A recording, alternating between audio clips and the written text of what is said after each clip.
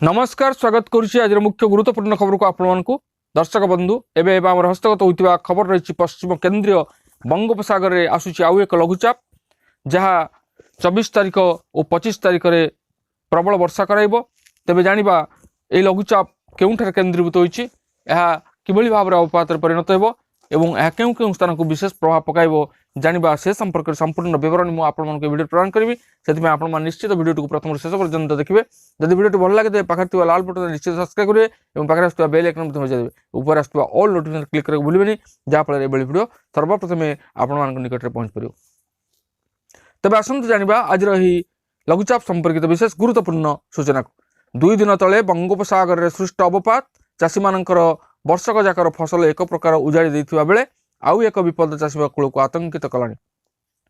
पश्चिम केन्द्रीय बंगोपसागर अंचल एक सदृश लघुचाप क्षेत्र सक्रिय थिबा बेले यार प्रभाव में आगामी 24 तारिख राज्य में पुणी वर्षा हेबार आशंका रही।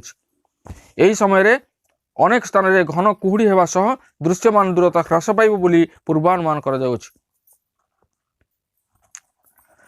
विशेषकर 24 तारिख और 25 तारिख में उपकूल ओडिशार विभिन्न जिले में हालुकारू मध्यम धरण वर्षा हेबार संभावना रही बोली भारतीय पाणीपाग विभाग वरिष्ठ पाणीपाग विज्ञानी उमाशंकर दास सामाजिक गणमाध्यम को सूचना दी। गत शुक्र और शनिवार 2 दिन धरी राज्यव्यापी विभिन्न स्थान में वर्षा कारण हजार हजार चाष जमी धान भिजिबा सह गजार आशंका देखा देइछि। रविवार वर्षार परिमाण कमिथिबा बेले ओदा धान को कियारी रे सुखाई घर को आनिबा को चाषी व्यस्तता अछंती। एतिकी बेले पुणी लघुचाप वर्षा संपूर्ण परिश्रम को उजाड़ी देव बोली कोहभरा कंठरे आशंका व्यक्त करिसेंती चाषी। डॉक्टर उमाशंकर दास कहते जे पश्चिम केन्द्रीय बंगोपसागर में सक्रिय सदृश लघुचाप क्षेत्र पश्चिम दक्षिण पश्चिम दिगरे गति करी आगामी 24 तारिख में दक्षिण आंध्र उपकूल में निकटस्थ हेबार संभावना रही। यार प्रभाव में ओडिशा उपर एक पूर्वाली निम्नचाप रेखा सृष्टि हेब।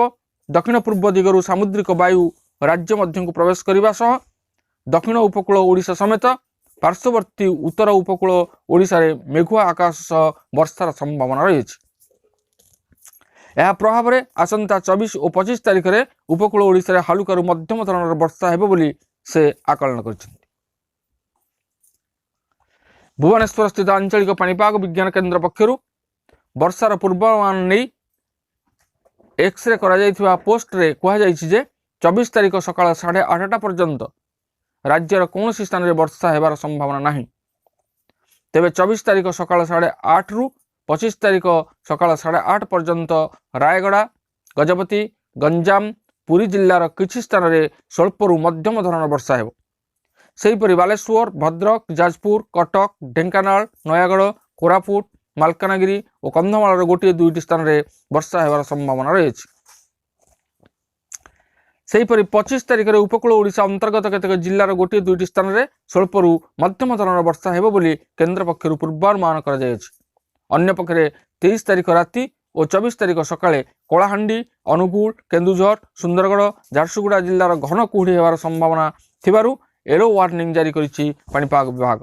आगामी 3 दिन में राज्यर सर्वनिम्न तापमात्रा 2 ରୁ 4 डिग्री सेल्सियस ह्रास पाइबार संभावना थिबा बेले एहा परे तापमात्रा सेमिति किछि बड़ परिवर्तन हेब नाही बोली केन्द्र पक्षरु सूचना दिया जायछि। एथिला आज पाणीपाग संपर्कित एक विशेष गुरुत्वपूर्ण सूचना। आज पुणी देखा आगामी वीडियो रे। धन्यवाद, नमस्कार।